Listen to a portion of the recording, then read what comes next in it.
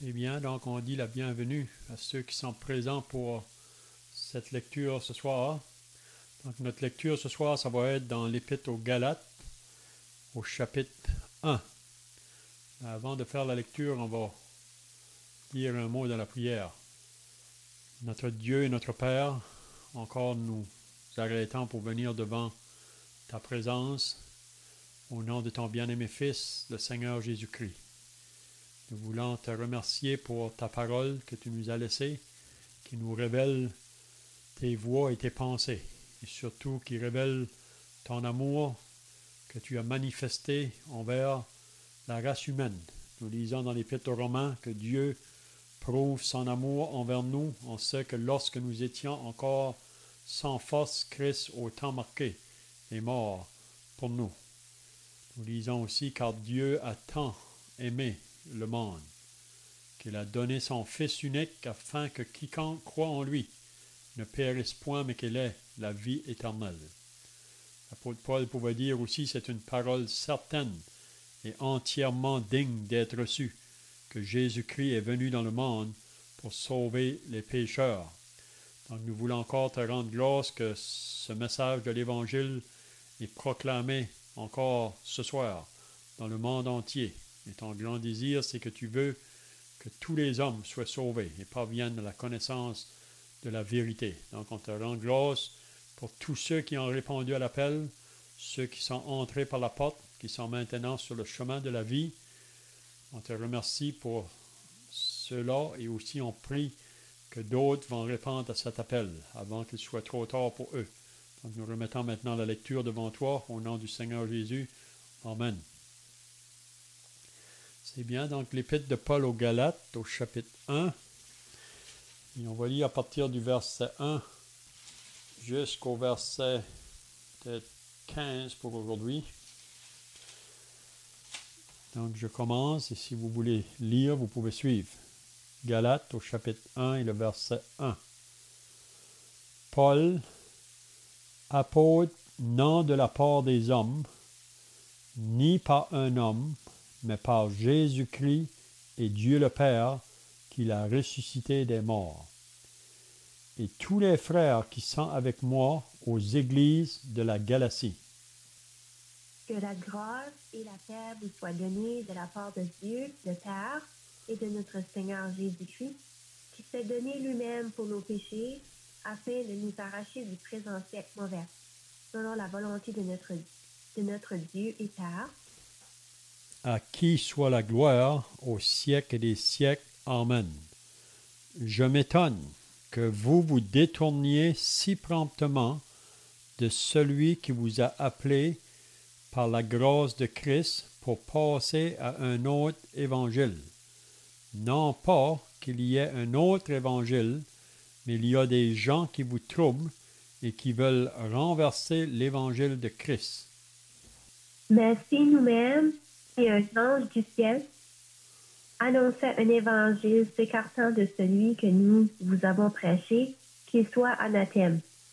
Nous l'avons dit précédemment, et je le répète à cette heure, si quelqu'un vous annonce un évangile s'écartant de celui que vous avez reçu, qu'il soit anathème. OK, pour ceux qui viennent de connecter, on est au chapitre 1 et le verset 10 maintenant. Le verset 10. Et maintenant, est-ce la faveur des hommes que je désire ou celle de Dieu? Est-ce que je cherche à plaire aux hommes? Si je plaisais encore aux hommes, je ne serais pas serviteur de Christ. Je vous déclare, frères, que l'évangile qui a été annoncé par moi n'est pas de l'homme. Car je ne l'ai ni reçu ni appris d'un homme, mais par une révélation de Jésus-Christ. Vous avez su, en effet, quelle était autrefois ma conduite dans le judaïsme, comment je persécutais à outrage et ravageais l'Église de Dieu, Et comment j'étais plus avancé dans le judaïsme que beaucoup de ceux de mon âge et de ma nation, étant animé d'un zèle excessif pour les traditions de mes pères. Mais lorsqu'il plut à celui qui m'avait mis à part dès le sein de ma mère et qui m'a appelé par sa grâce, de révéler en moi son Fils, afin que je l'annonce parmi les païens, aussitôt je ne consultai ni la chair, ni le sang, et je ne montai point à Jérusalem vers ceux qui furent apôtres avant moi, mais je partis pour l'Arabie, puis je reviens encore à Damas. Amen. Donc on va arrêter là pour notre lecture. Donc ce soir, nous allons regarder cette épître aux Galates. On sait que les Galaties ont entendu l'Évangile dans le deuxième voyage de l'apôtre Paul, quand il était allé là. Plusieurs personnes se sont converties dans cette province de la Galatie, mais après une année que Paul était parti de là, Paul a entendu que ces croyants-là avaient eu de la visite de d'autres personnes.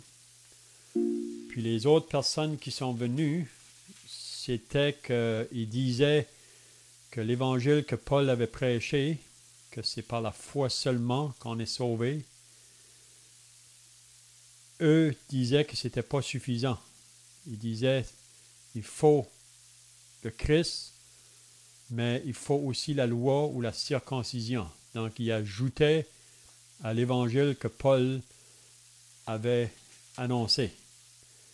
Donc vraiment, l'évangile qu'ils annonçaient, c'était un évangile par les œuvres ou par le moyen de la loi. Puis qu'est-ce qui est arrivé avec ces gens-là de la Galatie? Ils ont été influencés par ces enseignements-là que ces faux personnes ont apportés. Puis qu'est-ce que ça fait dans leur vie chrétienne? Ça les a arrêtés. Ça a mis un obstacle à leur marche chrétienne. Puis on dit que le verset clé de l'Épître aux Galates, c'est dans le chapitre 5 et le verset 7.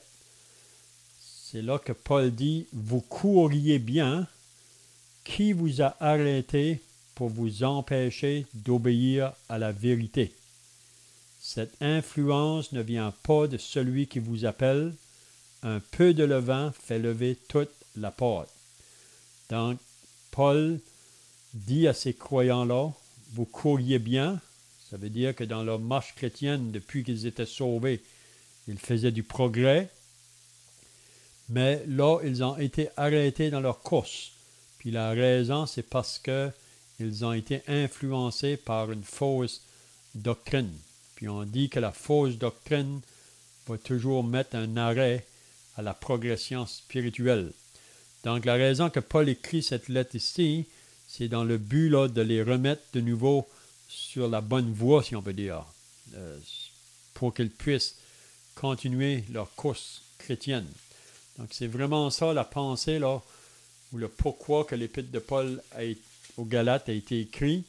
C'est dans le but d'encourager ces croyants-là à ne pas ajouter au message de l'Évangile. C'est ça qu'on va voir ce soir.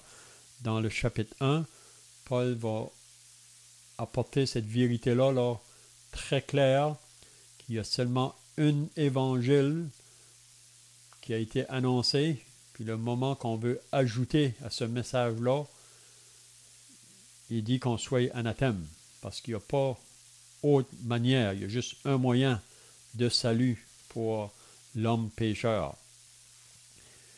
Donc, on va commencer au chapitre 1 de cette épître.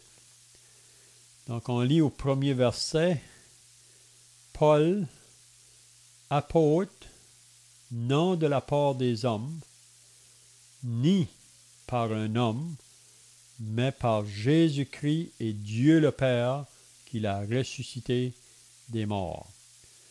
Donc ici, premièrement, on devrait se demander peut-être qui est Paul. Probablement que chacun ce soir sait qui est Paul. Si on lit dans les Actes des Apôtres, on voit que premièrement, il portait le nom de Saul de Tarse. Puis il a grandi dans le judaïsme. C'était un homme très zélé pour la religion de ses pères. Même on va voir ça plus loin là, dans l'Épître aux Galates. Si on avait lu ce soir, il nous mentionne ça. Puis cet homme-là, quand il a entendu parler du Christ, vous savez que les Juifs, comme nation, n'ont pas reçu le Messie. Ils n'ont pas reçu Jésus comme le Messie. Pour les autres, c'était un apostat. Donc Paul, c'est ça que lui croyait. En pensant de servir son Dieu, en pensant qu'il servait vraiment le vrai Dieu, mais en ne reconnaissant pas Jésus comme l'envoyé de Dieu ou le Messie ou le Sauveur. Donc on voit que Paul, vraiment, comme Jésus a dit aux pharisiens dans Jean au chapitre 8, là, parce qu'eux prétendaient d'avoir Dieu pour Père, et comme l'apôtre Paul, il prétendait de servir le vrai Dieu, mais Jésus a dit aux pharisiens, si vous auriez Dieu pour Père, vous ne chercheriez pas à me faire mourir, vous croiriez en moi.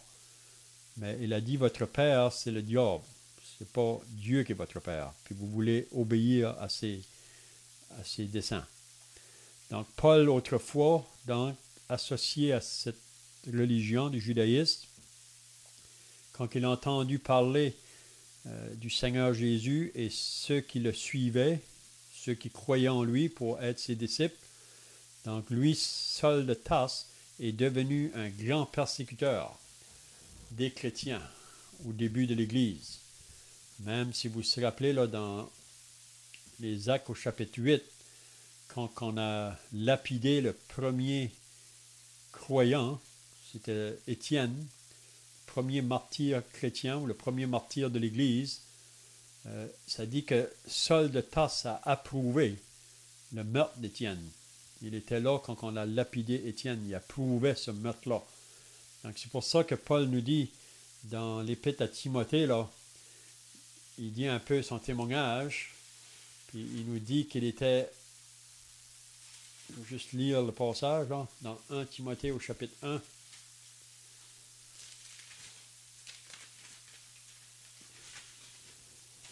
Et le verset 12, si vous voulez tourner dans 1 Timothée 1, 12, Paul dit, « Je rends grâce à celui qui m'a fortifié, à Jésus-Christ notre Seigneur, de ce qu'il m'a jugé fidèle en m'établissant dans le ministère, moi qui étais auparavant un blasphémateur, un persécuteur, un homme violent. Mais j'ai obtenu miséricorde parce que j'agissais par l'ignorance dans l'incrédulité. » Donc, Paul nous dit un peu son histoire ici.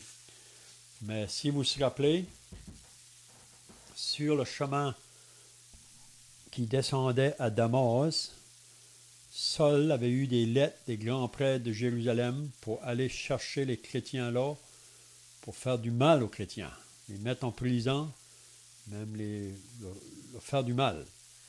Mais vous vous rappelez qu'en descendant dans ce chemin, ça nous dit qu'à midi, il y a eu une lumière qui est venue du ciel, plus brillante que celle du soleil. Puis ça nous dit que Saul est tombé par terre, au bas de sa monture. Puis la voix s'est faite entendre, « Saul, Saul, pourquoi me persécutes-tu? »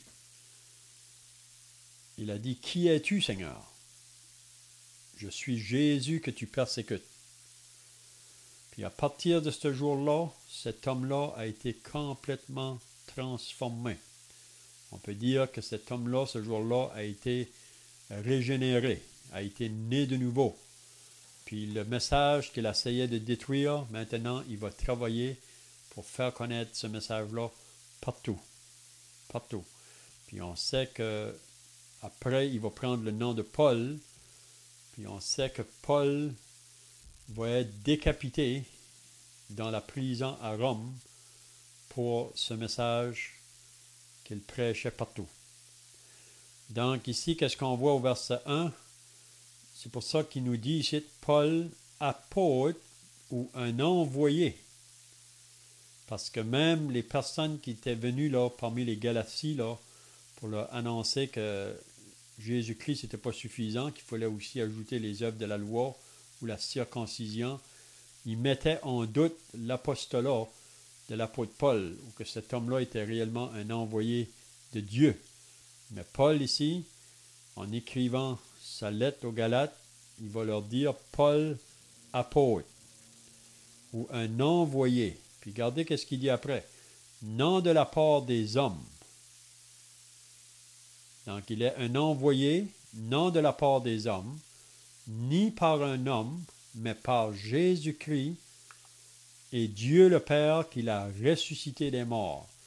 Donc qu'est-ce que Paul veut dire ici? Je ne sais pas si vous avez des pensées là, quand il dit Paul apôtre, non de la part des hommes, ni par un homme. Qu'est-ce que Paul veut nous dire ici? Vous avez des pensées?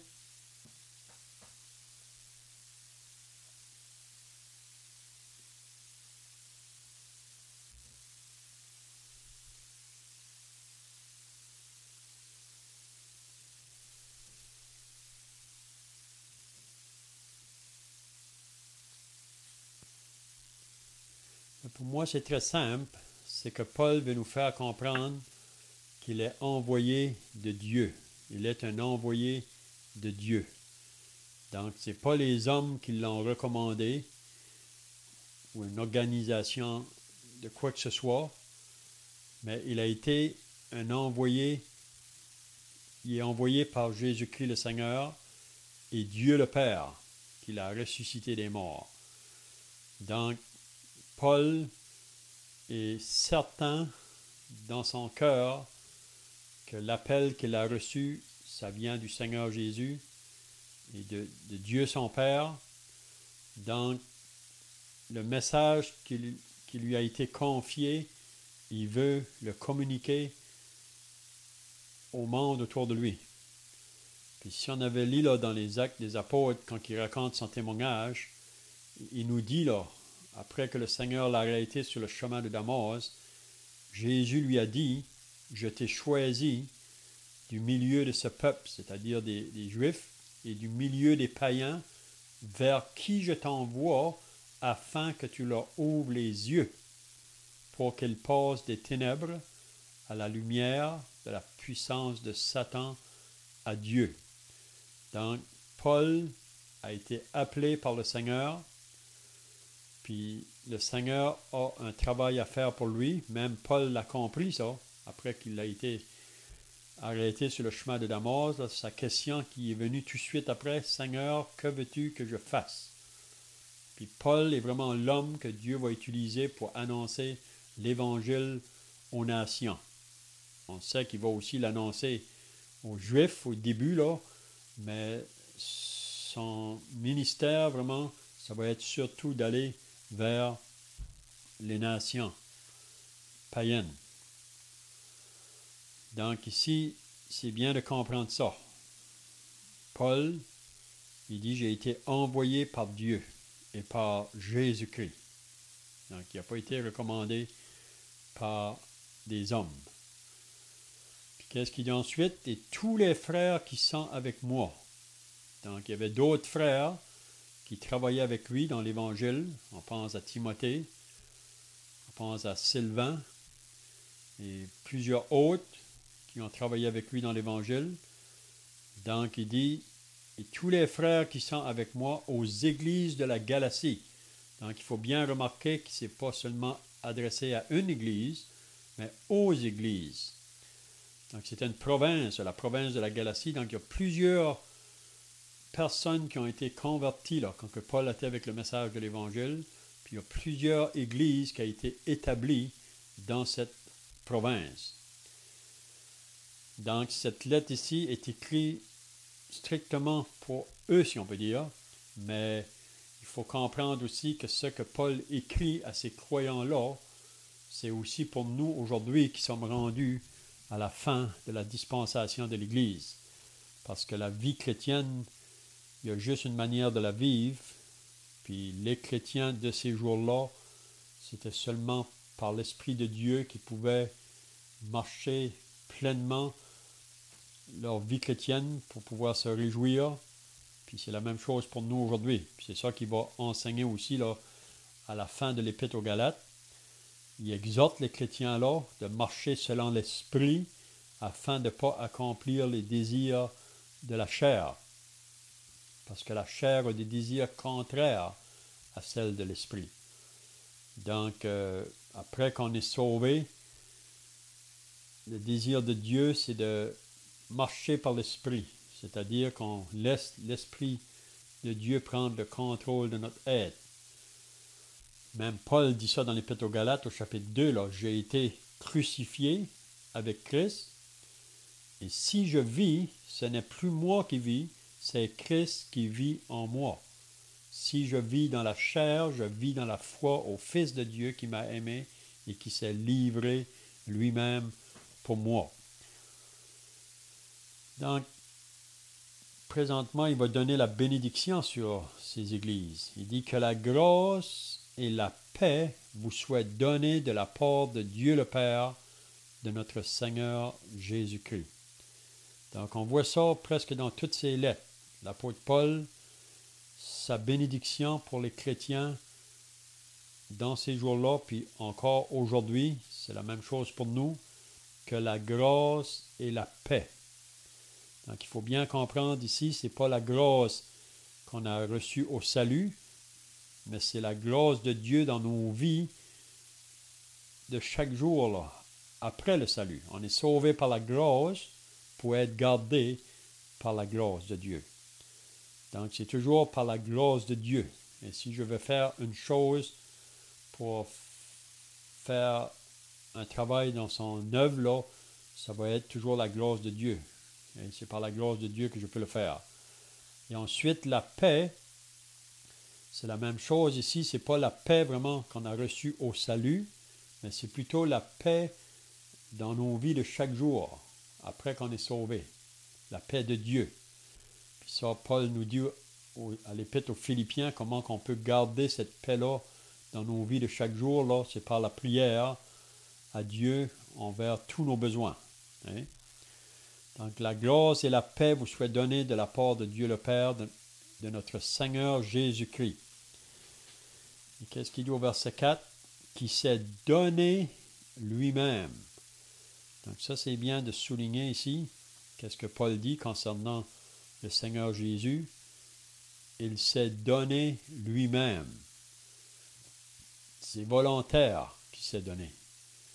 Même on lit dans l'Épître aux Hébreux, il pouvait dire « Je viens au Dieu pour faire ta volonté ». Donc Jésus a obéi à la volonté de son Père. Il est venu. C'est pas qu'il a été forcé. C'est vraiment volontaire. Même qu'il dit dans Jean 10, « Je donne ma vie ». Il n'y a personne qui prend ma vie, je la donne. Hein? De moi-même. Donc, il s'est donné lui-même. Pourquoi qu'il s'est donné? Pour nos péchés. Parce que si Jésus ne s'était pas donné pour nos péchés, personne de nous aurait pu avoir un contact avec Dieu ou être réconcilié avec Dieu. Il fallait que Jésus donne sa vie pour nos péchés. On lit ça aussi dans l'Épître aux Corinthiens au chapitre 15. Si vous lisez au verset 3, là, Christ est mort pour nos péchés. Et il a été enseveli, il est ressuscité le troisième jour selon les Écritures. Donc c'est la raison pourquoi que Jésus s'est donné. C'est pour nos péchés, pas pour ses péchés à lui. Jésus était le seul homme qui a marché sur la terre qui n'avait pas le péché en lui et la nature du péché en lui. C'est ça que Paul nous dit dans la deuxième épître aux Corinthiens. Celui qui n'a point connu le péché, il l'a fait devenir péché pour nous. Donc, il s'est donné lui-même pour nos péchés. Ça, c'est le message de l'Évangile, vraiment. Et l'Évangile, qu'est-ce qu'elle présente en premier? C'est la condition de l'homme. Et quand on est pécheur, on est privé de la gloire de Dieu, on est sous le jugement de Dieu ou sous la condamnation. Parce que nos péchés mettent une séparation entre Dieu et nous. Donc, pour qu'on puisse être réconcilié à Dieu, il faut que le péché soit ôté entre nous et Dieu.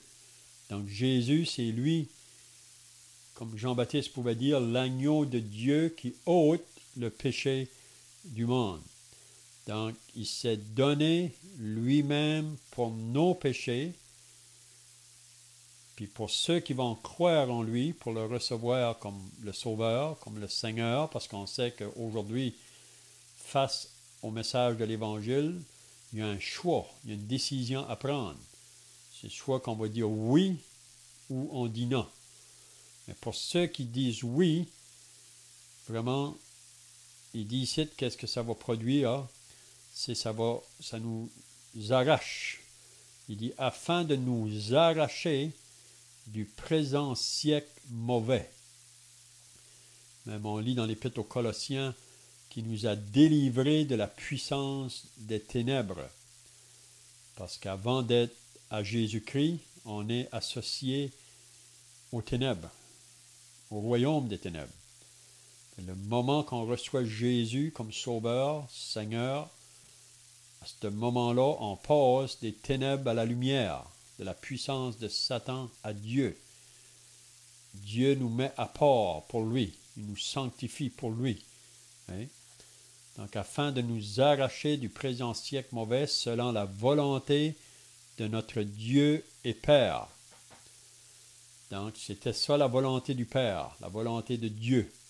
C'est que son Fils vienne, donne sa vie en sacrifice, puis tous ceux qui vont croire en lui, ils vont être libérés, ils vont être affranchis, ils vont être arrachés de ce présent siècle mauvais.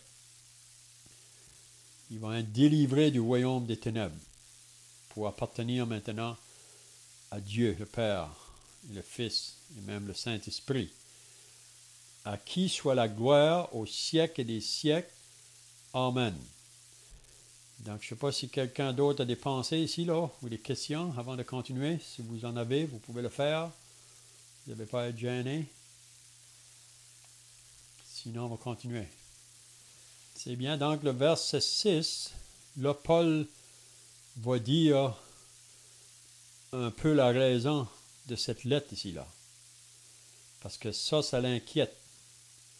Parce qu'il y a des personnes qui ont cru en Jésus-Christ pour le recevoir comme Seigneur et Sauveur.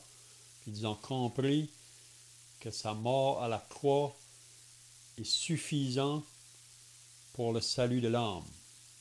Qu'on n'a pas à ajouter à ça, on ne doit pas enlever à ça. Même Paul peut dire dans l'Épître aux Corinthiens, au chapitre 1, que la prédication de la croix est une folie pour ceux qui périssent, mais pour nous qui sommes sauvés, c'est la puissance de Dieu. Puis même Paul disait, nous prêchons Christ crucifié. Scandale pour les Juifs, folie pour les païens. Mais rien d'autre. Et sa mort à la croix, son œuvre a été accomplie, il a satisfait pleinement la justice de Dieu. Puis tous ceux aujourd'hui qui vont être sauvés, c'est ceux qui vont mettre leur confiance dans cette œuvre-là et rien à ajouter à ça. Parce que comme j'ai dit tout à l'heure au début, ces personnes dans la Galatie, il y a d'autres personnes qui sont venues après que Paul est allé là, puis ils disaient que ce n'était pas suffisant. Il faut aussi la circoncision, il faut aussi les principes de la loi, de Moïse. Oui? Mais c'est ça que Paul est inquiète parce que cela les a arrêtés dans leur marche comme chrétiens, dans leur course. Donc, il écrit ici donc, pour les mettre de nouveau sur la piste, si on peut dire. Qu'est-ce qu'il dit au verset 6? Je m'étonne que vous détourniez si promptement de celui qui vous a appelé par la grâce de Christ pour passer à un autre évangile. Donc, Paul est bien clair qu'il y a seulement un évangile, une bonne nouvelle. Puis, cette bonne nouvelle, c'est celle que lui a annoncée. c'est celle que Dieu lui a donnée d'annoncer. On lit ça même dans Romains au chapitre 1.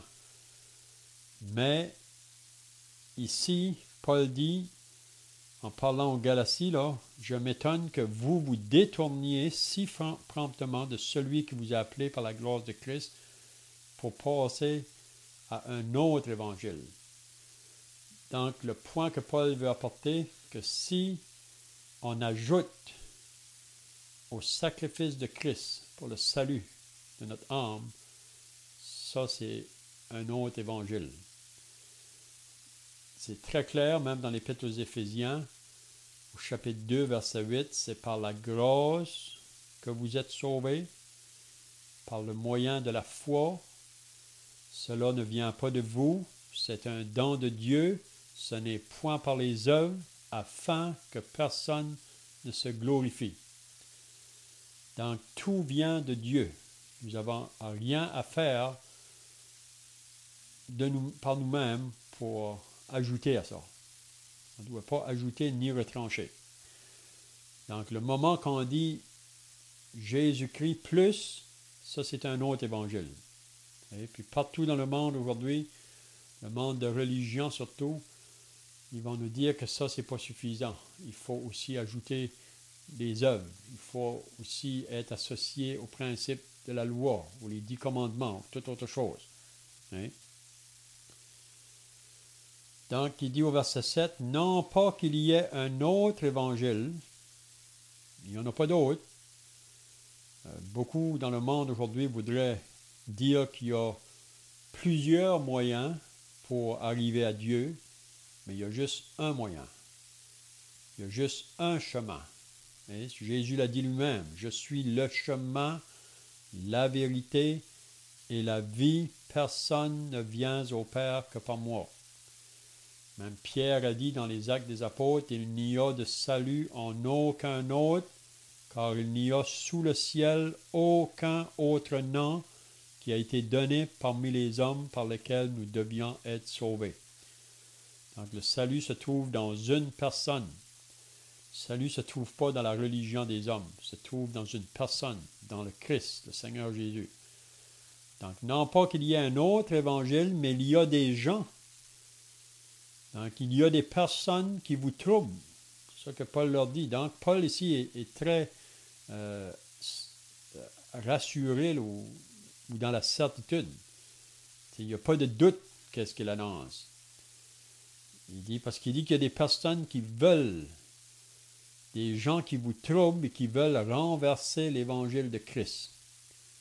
Donc, ils veulent mettre un plus. C'est que leur croix n'est pas suffisante. Jésus n'a pas tout fait. C'est ça qu'ils disent. Ils veulent ajouter. Donc, qu'est-ce que Paul va dire? Mais quand nous-mêmes, donc Paul dit, nous-mêmes, les apôtres, quand un ange du ciel annoncerait un autre évangile que celui que nous vous avons prêché, qu'il soit anathème ou qu'il soit maudit. Donc c'est très fort ces paroles ici. Donc Paul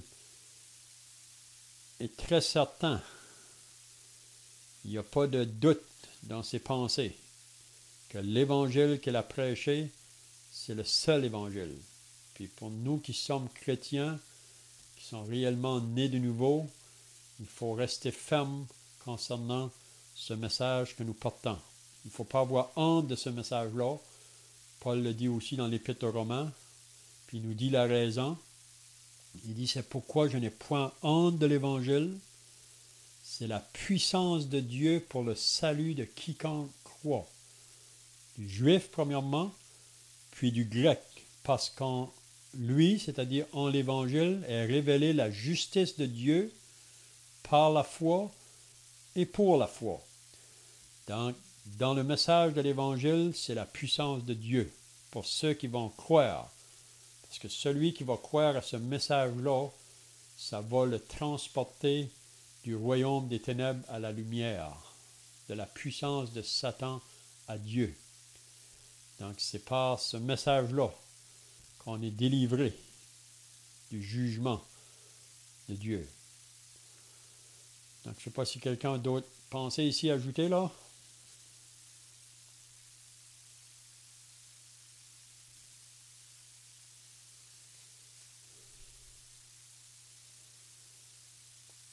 Donc, le verset 9, nous l'avons dit précédemment et je le répète à cette heure, si quelqu'un vous annonce un autre évangile que celui que vous avez reçu, qu'il soit anathème.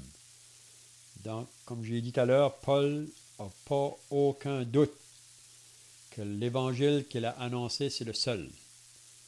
Puis on devrait avoir la même certitude. Pour nous qui sommes chrétiens, il n'y a pas d'autre manière.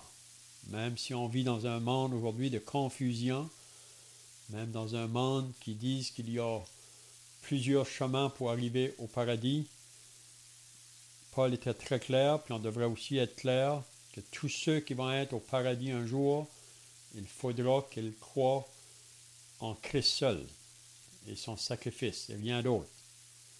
Le moment qu'on ajoute à ce message, il dit qu'il soit anathème. Donc le verset 10, qu'est-ce qu'il dit? Et maintenant, est-ce la faveur des hommes que je désire ou celle de Dieu? Donc, Paul demande la question ici. Est-ce que moi je cherche la faveur des hommes ou je désire celle de Dieu? Mais Paul veut faire la faveur de Dieu. Il veut plaire à Dieu. Qu'importe qu'est-ce que les hommes vont dire, qu'est-ce que les hommes veulent apporter dans leur raisonnement ou leur philosophie. Mais moi, j'ai un message à annoncer, puis c'est le seul. Puis il sait que ce message-là ne va pas plaire aux hommes. Pourquoi? Parce que l'homme croit toujours qu'il y a quelque chose qu'il peut faire, ou qu'il y a quelque chose en lui qui est assez bon pour pouvoir se procurer le ciel. Donc ça, c'est vraiment le côté de l'Évangile qui est très dur à accepter. D'accepter qu'il n'y a rien de bon en nous. Puis on ne peut rien ajouter à l'œuvre du Seigneur Jésus pour le salut. Lui a tout fait. La seule chose que Dieu nous demande, c'est de reconnaître notre condition devant lui, pécheur, un peu comme le publicain qui se tenait en arrière, qui n'osait même pas lever la tête au ciel. Il se frappait la poitrine en disant « Ô Dieu, sois apaisé envers moi qui suis un pécheur. » Puis ça dit que cet homme-là est entré chez lui justifié, et non pas le pharisien qui était en avant. Parce que le pharisien, lui, il pensait d'arriver à Dieu par sa bonne vie, ses bonnes œuvres, mais il était trompé. Donc c'est la raison pourquoi que ce message-là souvent ne plaît pas aux hommes, parce que l'homme pense qu'il doit faire quelque chose pour être réconcilié avec Dieu. Donc, est-ce que je cherche à plaire aux hommes? Si je plaisais encore aux hommes, je ne serais pas serviteur de Christ. Donc, si on veut plaire aux hommes, on ne peut pas être un vrai serviteur de Christ. Être un serviteur de Christ, on a un message qui ne va pas plaire. La seule personne qui va vouloir accepter ce message-là, c'est la personne qui va être repentante. C'est la personne qui va être prête à dire « Moi j'ai tort, Dieu a raison ». C'est la personne qui est prête à prendre sa place de pécheur perdu. À ce moment-là, elle veut entendre le message, elle veut le recevoir, elle veut croire parce qu'elle réalise qu'elle a besoin d'un sauveur. Vous comprenez? Donc le verset 11, « Je vous déclare, frères, que l'évangile qui a été annoncé par moi n'est pas de l'homme. » Donc il répète de nouveau. Ça ne vient pas de l'homme, cet évangile-là, ou cette bonne nouvelle-là. Même si vous lisez dans Romains au chapitre 1, au début, là, il nous dit d'où vient ce message-là. Ça vient du ciel, ça vient de Dieu. Donc, ce n'est pas un message qui vient de l'homme. L'homme voudrait essayer de s'impliquer dans l'évangile ou ajouter à ça. Maintenant, il y a juste un message. Qu'est-ce qu'il dit au verset 12? Car je ne l'ai ni reçu, ni appris d'un homme, mais par une révélation de Jésus-Christ. Donc, Paul, c'est des paroles qui sont très simples, c'est pas compliqué. Il dit que j'ai reçu ce message-là, ou l'Évangile, je l'ai reçu. Il dit, car je ne l'ai ni reçu, ni appris d'un homme. Ça ne vient pas d'un homme. C'est pas par la volonté des hommes. Ça ne vient pas de lui-même. Ça ne vient pas des hommes en général. Ça ne vient pas d'une organisation sur la terre. Mais par une révélation de Jésus-Christ. C'est le Seigneur Jésus qui a révélé le message, cette bonne nouvelle, puis lui, sa responsabilité, il veut le faire connaître. Même on dit dans 1 Corinthiens 9, là, il dit « Malheur à moi si je n'annonce pas l'Évangile. Malheur à moi. » Parce qu'il y a une responsabilité de le faire. Dieu l'a appelé pour faire ce travail-là. Donc, qu'est-ce qu'il dit au verset 13 maintenant? Il dit « Vous avez su en effet », puis il rappelle vraiment à ces personnes-là de la Galatie, là, dans laquelle il a été annoncé le message, il dit « Vous avez su en effet quelle était autrefois ma conduite dans le judaïsme. » Donc, il dit aux chrétiens de la Galatie, vous savez qu'est-ce que c'était ma vie autrefois quand j'étais associé à la religion du judaïsme. Qu'est-ce qu'était ma conduite? Comment je persécutais à outrance et ravageais l'Église de Dieu. Donc, c'est ça que Paul faisait avant sa conversion. Il n'était pas d'accord avec le Seigneur Jésus ou avec ceux qui le suivaient. Il cherchait à détruire cette œuvre-là. Il pensait de servir Dieu en faisant ça, mais il ne connaissait pas Dieu. Il était dans les ténèbres. Et comment j'étais plus avancé dans le judaïsme que beaucoup de ceux de mon âge et de ma nation. Donc, Paul dit qu'il était beaucoup avancé dans cette religion-là. Et il était vraiment zélé, beaucoup plus que toutes les autres probablement. Il avait atteint un niveau très élevé dans le judaïsme. Parce que lui croyait que c'était de cette manière-là qu'il pouvait s'approcher de Dieu. Donc, il se donnait plein de zèle. Comment j'étais plus avancé dans le judaïsme que beaucoup de ceux de mon âge et de ma nation. Donc, on peut voir qu'il était très haut élevé dans cette religion-là. Étant animé d'un zèle excessif pour les traditions de mes pères. Donc, il était plein de zèle pour maintenir cette religion-là, le judaïsme, puis c'était associé à des traditions vraiment. Puis par leurs traditions, ils avaient abandonné les commandements de Dieu. Hein? Donc, c'était ça qui était sa vie autrefois. Puis qu'est-ce que Paul veut nous apporter ici? Puis il le dit ailleurs dans l'Épître aux Philippiens, que si c'était arrêté par la loi qu'on pouvait être sauvé, lui était le candidat pour être sauvé, parce qu'il la mettait en pratique dans sa vie. Hein? Mais on sait qu'il a reconnu un jour que face à la loi, il l'avait transgressé lui-même. Et puis c'était sur le sujet de la convoitise. C'est ça qu'il a condamné vraiment.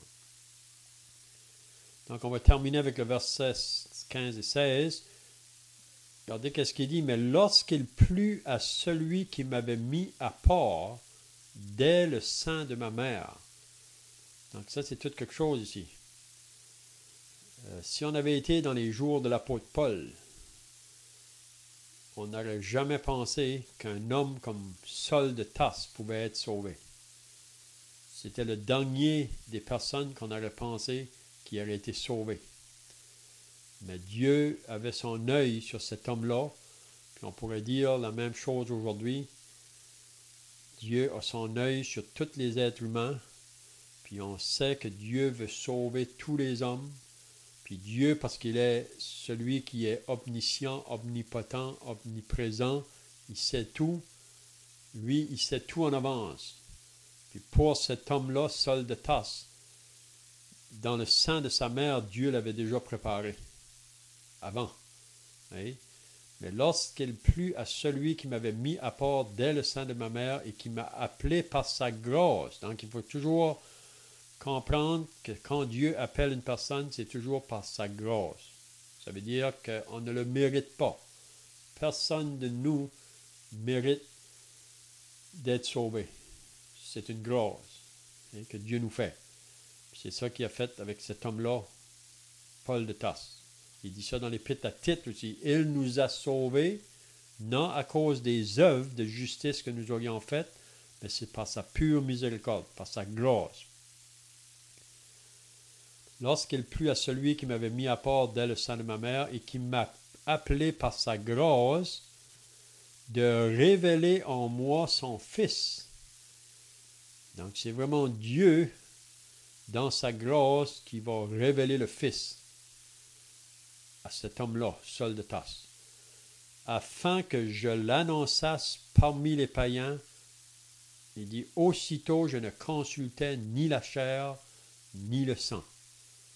Donc Paul, c'était clair pour lui, c'est Dieu qui l'a appelé, c'est le Seigneur qui l'envoie, il n'a pas besoin d'avoir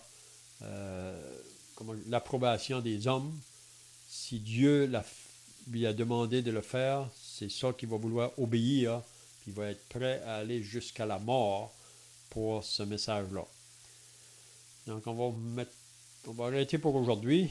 La semaine prochaine, on peut continuer, si vous voulez, dans le même chapitre, là. Donc, je ne sais pas si quelqu'un a des questions pour terminer ou d'autres pensées à ajouter. Sinon, on va terminer par la prière, puis on pourra chanter un cantique.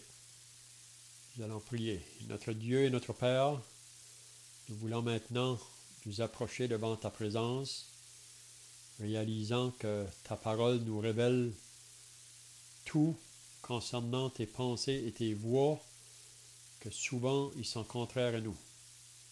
On te remercie pour cette bonne nouvelle, pour l'Évangile que tu as envoyé du ciel, que tu l'as donné à tes serviteurs pour qu'ils le proclament et que tous ceux qui vont être sauvés vont simplement venir dans la repentance et se mettre d'accord avec ce que Dieu dit pour le moyen qu'il a pourvu pour sauver les pécheurs.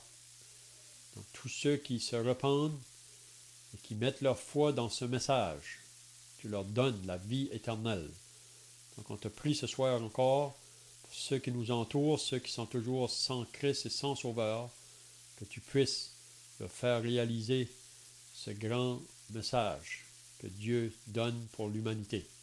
Donc je te prie ta bénédiction sur ceux qui sont présents ce soir et pour les autres, au nom du Seigneur Jésus. Amen. On va chanter Amen. Cantique dans le chant des rachetés 219, si vous avez le livre des rachetés là. C'est écouter l'appel du berger. Il voit les âmes en danger. Il les appelle avec amour, attendant toujours leur retour. Écoutez l'appel du berger. Il voit les âmes en danger.